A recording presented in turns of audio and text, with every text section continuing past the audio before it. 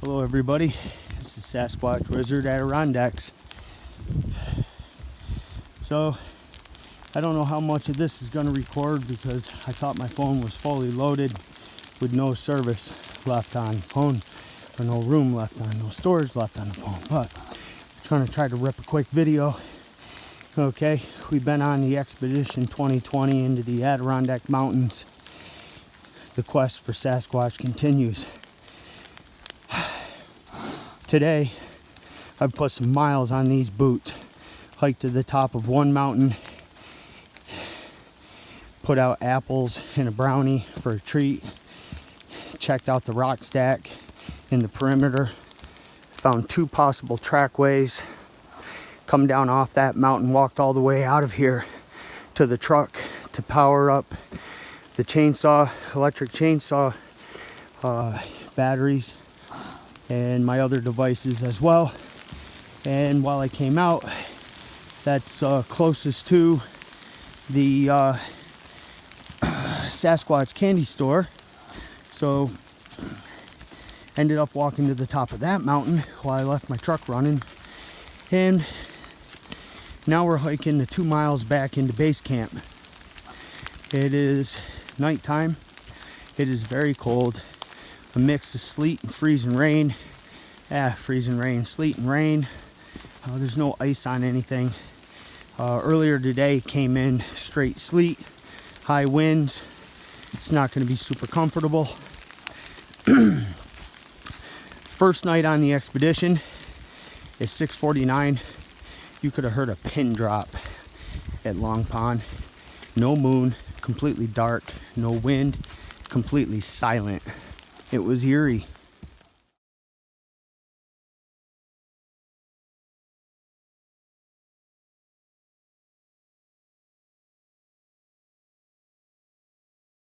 And then in light of all that eeriness, I heard a clear, indefinite tree knock.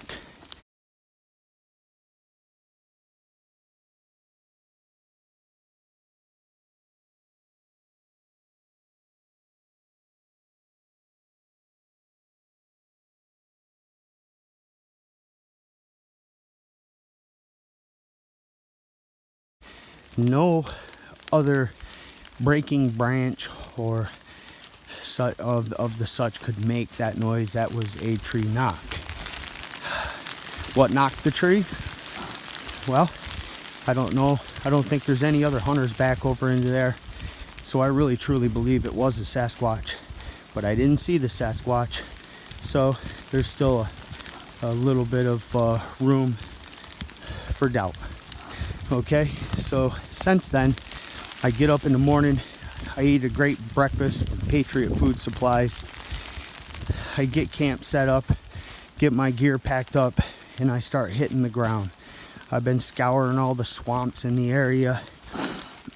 I've put 5-6 miles, maybe 8-9 miles a day on these boots and body. I am sore, I am tired. I've been in here since Thursday afternoon. It is Sunday, November 15th, and I am going to be coming out late Tuesday afternoon so that I can get payroll done and get my guys paid for Friday. Make no mistake about it. This is a good time. So when I heard that tree knock, I got to tell you folks, all right, being up here alone by myself,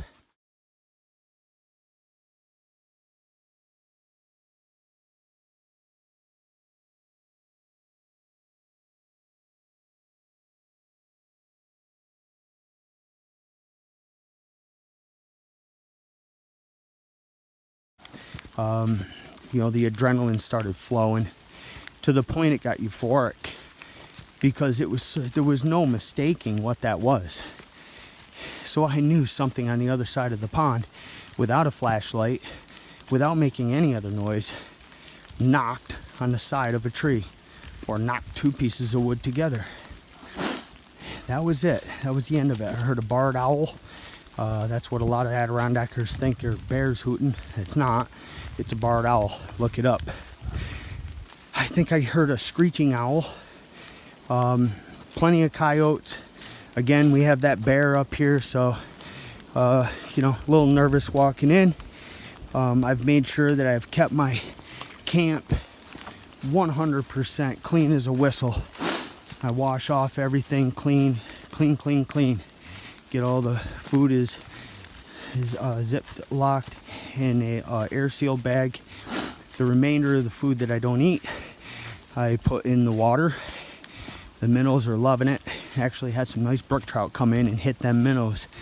And you know, it's not fishing season here, so I couldn't bring in my pole.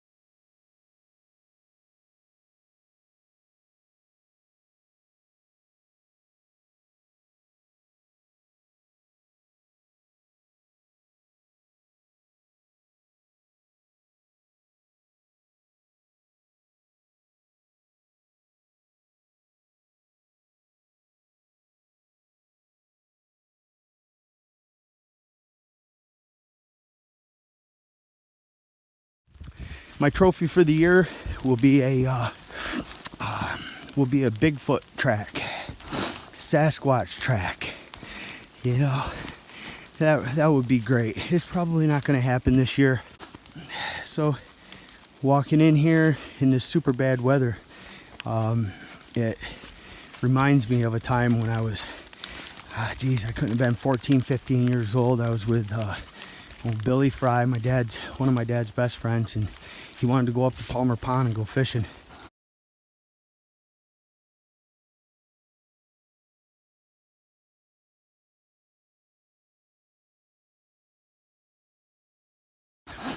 Late afternoon, and he had a couple beers, but he's ready to go. So we got some minnows and bait and beer and everything. We're all set and headed in.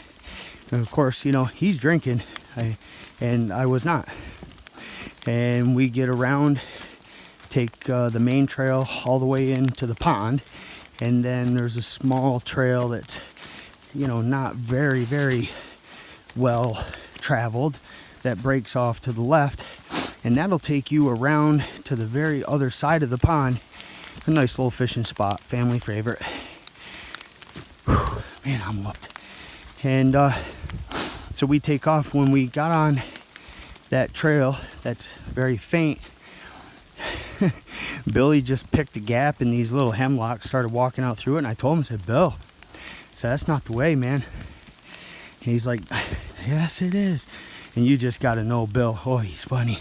Great guy, just real funny. And I'm like, Bill, I'm telling you, we got to go stay to the right next to the pond. We can't be bearing off to the left away from the pond. And he's just like, no, damn it, Jonathan, I know I might be half in the bag, and I know you're pretty good in the woods, you know, but come on now, trust me, I know where I'm going. All right, well, here we go. And we didn't walk more than 15 minutes, and Billy says, looked at me with that smile and grin and a little snicker, and he goes, He goes, I think you're right. I said, yeah, I know I'm right. So I kind of like turned around and pointed towards the area that I figured by then we needed to head. But knowing now, we had already gone past the pond. And so, you know, he's like, all right, well, let's head over that way. We should, you know, be able to hit the pond. And I'm like, boy, Bill, I really think that we should just turn around and backtrack to where you turned off, and then from there we could head out. So he's like, he goes, I mean, only been 15 minutes.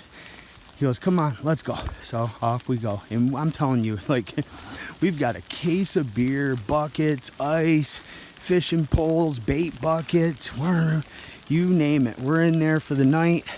And we start heading out through the woods, and we run into this hemlock forest, and muck and mud and swampy marsh. And I'm like, Bill, I know where we are. We're way down too far. We're going to end up hitting the power lines way over by Loon Lake. He's like, damn it, John. He goes, now, there'll only be one chief here. And I need you to just let me think.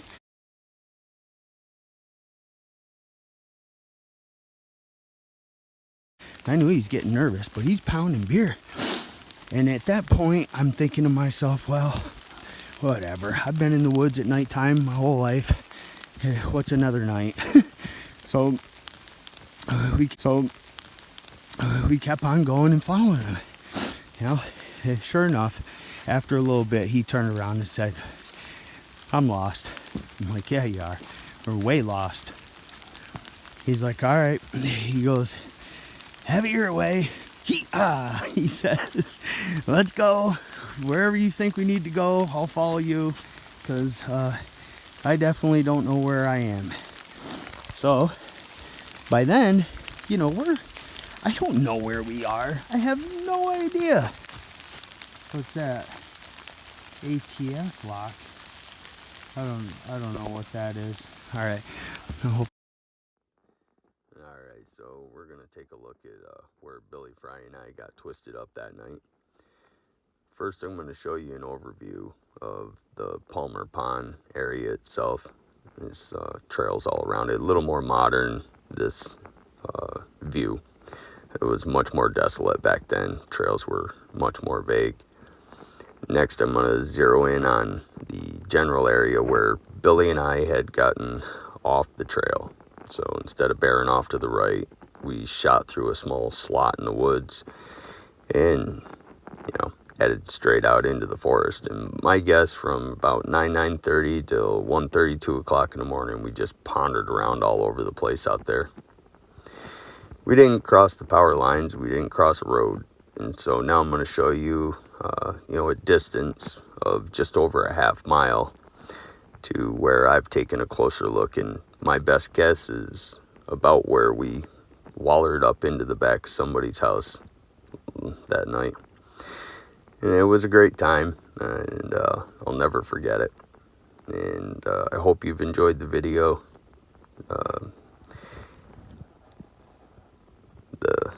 Billy Fry's a great man. God rest your soul, Bill.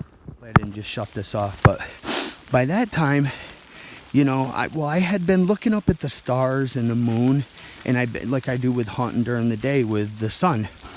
I'm just always, you know, taking a look at where the sun is, which way I'm facing, which way I'm walking, looking at the mountains around me. Of course, at night you can't see none of that. But the stars and the moon, I just kind of had the right idea about where we needed to go. The problem is that I did not realize, in following Bill for about 2.5, 3 hours, that we had already traveled way beyond the mountain that surrounds this pond. So we kept going, and then I had to stop and think to myself, all right, basically Route 8 heads northwest in the opposite direction of that. And I know that Riparius and Loon Lake, Chestertown, and all of the such were in that direction. So basically was paying attention to which way the moon was traveling and said, okay, moon's coming up in the east, setting in the west. I'm like, Bill, the best I can say right now is start heading for Route 8. Mind you, it's about 1:30 in the morning now. So off we go. And we kept walking. And most of the time we were in really thick forest, coming into some really heavy evergreen swamps. And then about the time Bill was staggering drunk, it'd become just a drunken fool. But just such a nice guy. He wasn't a problem. He just was a problem because he was drunk. And but all of a sudden he says, whoa, see that? I couldn't see nothing. And he kept, well, look this way, look that way. No, I don't see it. Well, he did see it, because after we had traveled about another 5-10 minutes, all of a sudden I saw it. And then I could get a look at it. It was a light. I was like, hallelujah. See the light at the end of the tunnel. I'm exhausted. Now it's 2:30 in the morning. So we walk on out, and we come out to somebody's house that wasn't near a main road. And looking through the back slider window, it was this, I'm guessing, a husband and a wife. We didn't ask them about their life's history, but there's a guy and a girl in there doing carpentry work in an addition on the back of their house. Got beer cans sitting on the floor. Well, Bill's like, what are we gonna do? I'm like, well, we could just walk right down their driveway and until we hit a road and then figure out where we're at. And he's like, frig that, ask them if they'll give us a ride. I'm like, oh my God. He goes, I ain't doing it, you do it. You're a kid, they'll definitely give you a ride.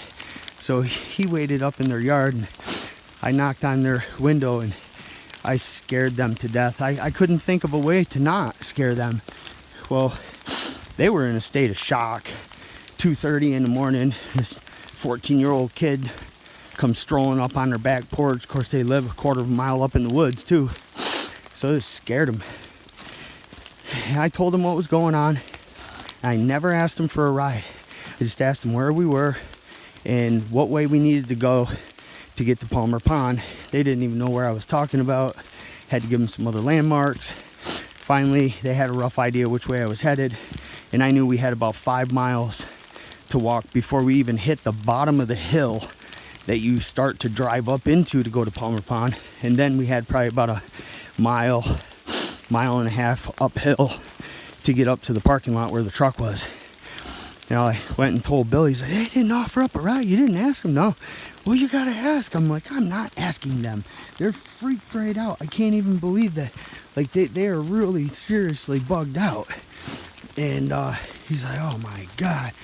I'm like, all right, well, let's go, Bill. Come on, let's go. All right, my God. I'll go ask. Well, about then, they came outside, the lady did, and said, do you guys want to ride? Yes. So the husband got his stuff together, put us in the truck, and he drove us up to our truck. What a blessing that was. What a trip. And then, can you believe this? That guy leaves after the thank yous. Billy gave him $20. And that guy drives away, and Billy looks at me and he says, well, what do you want to do? I'm like, you want to go back in? He's like, hell yeah, I came here to fish.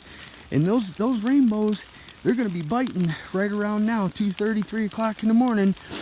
You get them minnows out. Of course, you weren't supposed to be fishing with minnows, but we brought them. And so we did too. I told him, I says, the only way I'll go back in there is you just be quiet and let me walk us back into that pond. He said, yeah, no problem. So we did, walked all the way back in, took the proper trail. I showed him where he screwed up. We laughed. We walked right around the pond, put the poles out. The wind was blowing so hard that there was whitecaps in this pond, blowing right at us. We get all the poles all set and put down, and Billy sat down, and I was putting a fire together. Now the rain had stopped, and it was actually seemed as if it had warmed just a little. And I was talking to Bill about everything that was going on, and then all of a sudden he says, or he didn't say anything. I says, Bill? I looked over. He's passed right out. He's done. He's snoring. So I sat down, and I'm just watching the poles, and he had put a great big old bobber on one. And I'm looking out there. I cannot see that bobber. And about the time I thought to get up, I looked at the end of his pole, and this thing was about headed for the pond. And I'm like, Bill. This guy jumps up out of a dead sleep like he knew right where that pole was.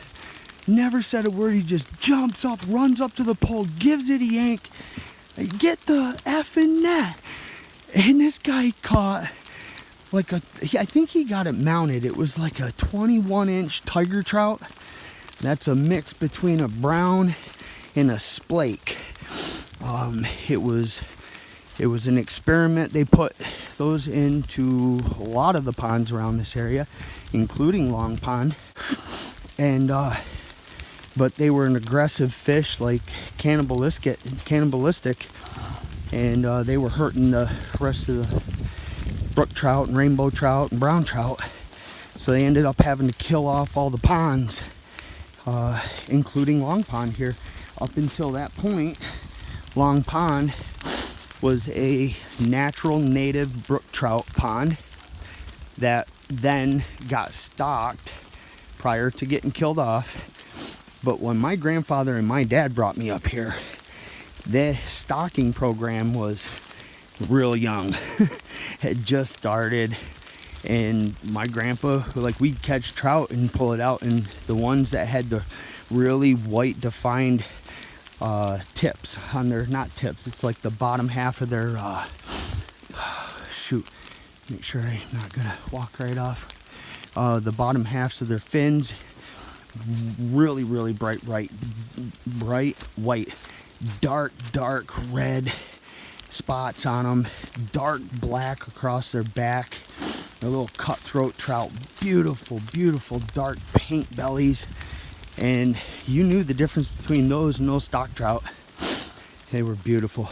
But yeah, old Billy Fry, Palmer Pond, 14 years old, up all night long. But he caught that one nice tiger trout, and then that morning when we woke up, I don't know, we caught a mixture of trout. They were all 12, 13 inches, 9, 10 inches. It was a good fishing trip. We was exhausted. It was good times, man. Good times.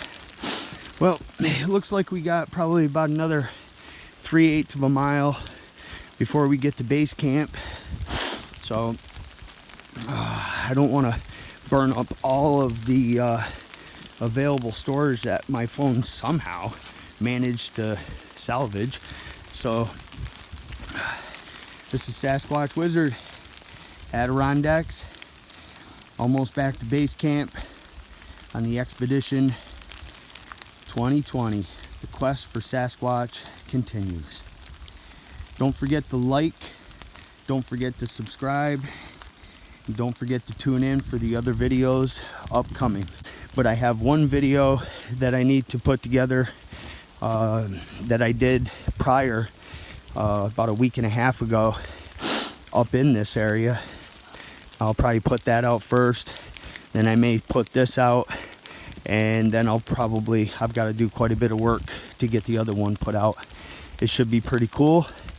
And we got what, 1, 2, let's Sunday, Monday, Tuesday, we got 2 more days. Say a prayer for me. Hopefully we find a track. I know that I did find some very credible evidence that could be Sasquatch. It could be anything. Any of this stuff could be anything. So, you investigate. I have a log book that I keep track of everything in. I guess if this thing will keep running, we'll just take you right into base camp here, as long as I don't get twisted up in the woods. And right now I'm on no trail whatsoever. This last quarter mile is just trying to remember where you are and where the pond is. But as long as I head downhill and keep bearing to my right, I should start to hit water here pretty quick, and then I'll follow the edge of the pond right up. And yeah, so looks like should be a little fireplace here pretty quick. Right there. Okay, there's the old, we're right on track. And wow, I gotta tell you, doing this video, it's made the trip go quite a bit quicker. And I'm not sure, what it was, but I didn't want to stop talking. And maybe you guys saw it in the video, but probably like 3 minutes ago, just before I turned off this trail, you might have seen me kind of hesitate and look at something reflecting down in the woods. I did that twice. That was orange. The color of that brightness was orange. Now the reflectors, there's blue round circles with a white snowmobile on it, and maybe tomorrow night I'll check out and see what kind of reflection those have on it. Yeah, I saw something and I thought it was a set of eyes, and it was about 5-6 feet up off the ground. Deer's eyes light up green. I know bear eyes light up brown, and I'm hoping that ain't what that was, because that is the one thing that I worry about in here is bear. But either way, I'm glad you guys could stick it out here with me. I hope you enjoyed the story, the Palmer Pond fishing expedition with the elusive Billy Fry. And here we are. Ooh, jeepers. Them beavers, they chew off sticks about 6 inches up off the ground, only ½ inch around, and they'll trip you up. So here's camp. Whew, I'm winded. I have to get a fire going here. Well, there's my cooking area, and there's the pond. I guess you just really can't see. You can see the water, but you can't see much out there. And you know, here's camp. All right, here it is. Okay, got a tarp pulled down. We're all set up for this rain. I'm gonna be sleeping right down here in this hole, and I made damn sure that no water was gonna be able to get anywhere near the perimeter of this. And I dug little ditches, make sure all of it is gonna flow completely over to this side, and then it's gonna go out and run away from my tent. And yeah, so here we are. Oh God, yeah, woo.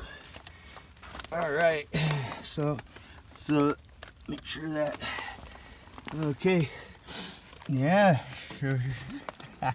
Sorry, that's, whoa, yeah. Oh, yeah, got some rope. We got, here, I'll just come back out here.